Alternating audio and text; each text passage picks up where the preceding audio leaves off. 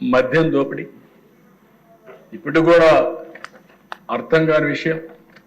Wholesale, retail, manufacturing అన్ని కూడా అస్తవ్యస్తం చేశారు. ఈ రోజు ఈ ప్రభుత్వం వచ్చిన తర్వాత ఒక ట్రాన్స్పరెంట్ మెథడ్ తీసుకొచ్చాం.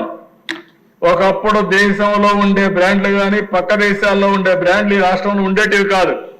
ఓన్ బ్రాండ్లు పెట్టారు. బూమ్ బూమ్ అని చాలాసార్లు ఇక్కడ కూడా మాట్లాడాను.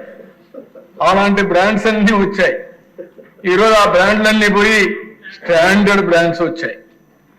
ఈరోజు ఎవరైనా సరే నా బ్రాండ్ లేదనో లేకుంటే ఎవరైనా మ్యానిపులేట్ చేస్తున్నారని చెప్పే అవకాశం లేకుండా చేశాం. అదే మరిగా షాపుల అలాట్మెంట్ కూడా లాటరీ వేసాం. అందరి సమస్యలు లాటరీ వేసి ఇచ్చాం తప్ప ఎక్కడా రికమెండేషన్ జరగలేదు. నేను ఇంకొక మాట కూడా హెచ్చరిస్తున్నాను.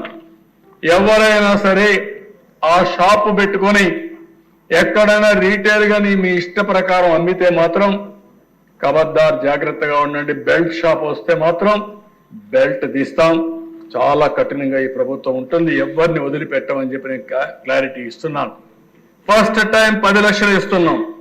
రెండోసారి ఇంకా ఏమాత్రం నిర్మోహమాటంగా ఆ షాపుని క్యాన్సిల్ చేస్తామని చెప్పి కూడా నేను మీకు తెలియజేస్తున్నా.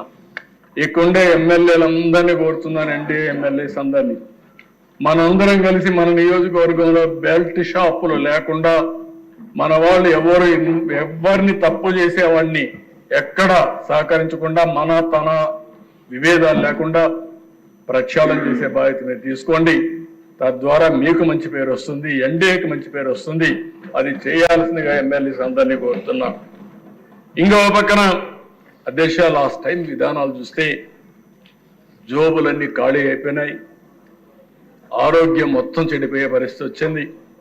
ఇంకో పక్కన 25 సంవత్సరాలు తాకట్టు పెట్టి మద్యం పైన అప్పు తీసుకొచ్చే పరిస్థితికి వచ్చారు. అవన్నీ విధానాలని క్యాన్సిల్ చేశాం. మళ్ళీ కొత్త చరిత్రకు శ్రీకారం చుట్టాం.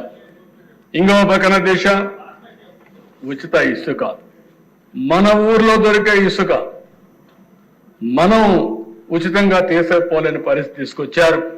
చాలా సమస్యలు సృష్టించే పరిస్థితికి వచ్చారు. అందుకనే దేశ చాలా స్పష్టంగా సేంద్రేజ్ కానీ జిఎస్టీ కానీ ఎలాంటి ట్యాక్సులు లేవు. ఎవరైనా సరే ఎక్కడైనా సరే ఇసుక తీసుకెళ్లాలంటే స్వేచ్ఛగా ఇసుక తీసుకుపోవచ్చు.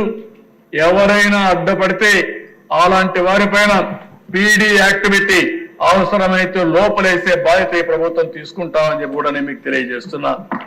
ఇప్పటికే చాలా వరకు నార్మల్సీ వచ్చింది. ఇంకా 1-2 ప్లేసుల్లో ఇలాంటి సమస్య ఉంది.